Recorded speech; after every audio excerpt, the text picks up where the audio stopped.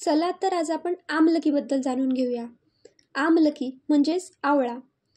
आमलकीचे Latin name आहे इम्ब्लिका officinalis आणि family आहे युफोर्बिएसी.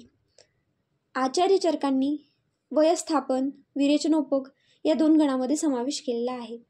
तर आचार्य सुश्रुतांनी त्रिफला, परुषकादी इत्यादी गणामध्ये समावेश केलेला आहे. आमलकीला पर्यायी नावे आहेत धात्री, श्रीफल, अमृता, शिवा, शांता, अमृतफला, धात्रीफला, वृषा, रोचनी, दिव्या, अमृतभवा इत्यादी पर्यायी नावे आहेत. तर मराठीमध्ये आवळा असे म्हणतात. हे साधारण 8 ते 10 मीटर उंचीचे वृक्ष आहे. हे हिरवट असे वृक्ष आहे. याची पाने ही चिंचेच्या पानाप्रमाणे असतात आणि फुलं ही गुच्छामध्ये येतात. फळ हे गोलाकार असते, मांसल असते, हिरवट असते, थोडे पिवळ्या कलरचे असते आणि फळावर 6 रेषा असतात आणि याच्या आतमध्ये बीज असते ज्यावर 6 धारा असतात, कडा असतात. उपयुक्तांग आहे फळ. फळाचा याचा वापर केला जातो आणि उत्पत्ती स्थान आहे सर्वत्र. हे भारतामध्ये सर्वत्र आढळते आणि यामध्ये केमिकल कंपोजिशन असते. टॅनिक ॲसिड, डिंक, शर्करा, अल्ब्युमिन, फळामध्ये गॅलिक ॲसिड असते आणि बरीचशी खनिज द्रव्येसुद्धा यामध्ये असतात. याच्यामध्ये व्हायटमिन सी असते आणि उष्णतेमुळे हे व्हायटमिन सी नष्ट होत नाही. यामध्ये लवणरहित इतर 5 रस असतात, म्हणजे मधुर, आम्ल, कटू, तिक्त, कषाय. यामध्ये प्रामुख्याने आम्ल रस आहे. तर विपाक हा मधुर आहे, वीर्य हे शीत आहे आणि मुख्य गुण लघु व वृक्ष आहे. प्रमुख कार्यामध्ये आम्लपित्त, ऊर्ध्वंग रक्तपित्त, पांडुरोग, कामला, कफज प्रमेय इत्यादी विकारामध्ये आमलकीचा उपयोग होतो. त्याचसोबत आमलकीचा रसायन म्हणून देखील वापर केला जातो. आता दोषघ्नता. यामध्ये आम्लरस आहे त्यामुळे हे वातग्न आहे. मधुर व शीतगुण असल्यामुळे हे पित्तग्न आहे. वृक्ष व कषाय गुण असल्यामुळे हे कफग्न आहे.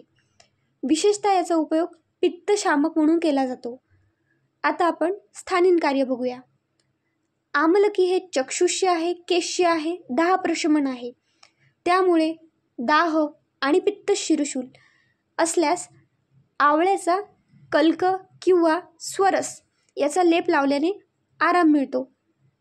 अकाली केस पांढरे होणे किंवा गळणे म्हणजे खालित्य आणि पालित्य असल्याने आवळ्याच्या रसाने केस धुवावेत. कुष्ठामध्ये देखील आवळ्याचा कल्क वापरतात. नेत्ररोगामध्ये देखील स्वरस डोळ्यात टाकतात. आता आपण अभ्यंतरकर्म थोडक्यात बघूयात. आम्लपित्त, पित्तशूल, उदररोग, अर्श इत्यादी आजारावर आमलकीचा उपयोग होतो. आता रस व रक्तभावस्त्रोतामध्ये बघू. त्यामध्ये ज्वर, रक्तपित्त, वर्णविकार, कुष्ठ, पांडुरोग, कामला इत्यादी आजारावर आमलकीचा उपयोग होतो. आता मेदोभावस्त्रोतस बघू, ज्यामध्ये प्रमेहावर आमलकीचा उपयोग विशेषतः होतो. नंतर मज्जाभावस्त्रोतस. आमलकी हे मेद्य म्हणून कार्य करतं, तर वातवाहिन्यांना बल देण्यामध्ये याचं कार्य असते. त्याचसोबत मस्तिष्क दौर्बल्य, दृष्टिमांद्य, ज्ञानेंद्रिय दौर्बल्य यामध्ये देखील आमलकीचा उपयोग करतात. आता शुक्रार्थस्त्रोतस. आमलकीसाठी पर्यायी नावच वृष्य आलेलं आहे, त्यामुळे हे वृष्य म्हणून कार्य करते, शुक्राचे वर्धन करते. त्यामुळे हे शुक्रवर्धन म्हणून उपयोग केला जातो. त्याचसोबत गर्भाशय दौर्बल्यामध्ये देखील याचा उपयोग केला जातो. प्रजास्थापन देखील हे करते. त्याचबरोबर प्रदर यावर देखील उपयोग होतो. पुढे जाण्यापूर्वी व्हिडिओला लाईक करा आणि चॅनलला सबस्क्राईब करा आणि जास्तीत जास्त हा व्हिडिओ शेअर करा. मी इतर प्लांट्सचे देखील व्हिडिओज तयार केलेले आहेत, तर त्याची लिंक मी डिस्क्रिप्शन बॉक्समध्ये देते. So be sure to check them out. आता मात्रा. तर स्वरसाची मात्रा आहे 10 ते 20 मिली. चूर्णाची मात्रा आहे 1 ते 2 ग्राम. आता कल्प बघूयात.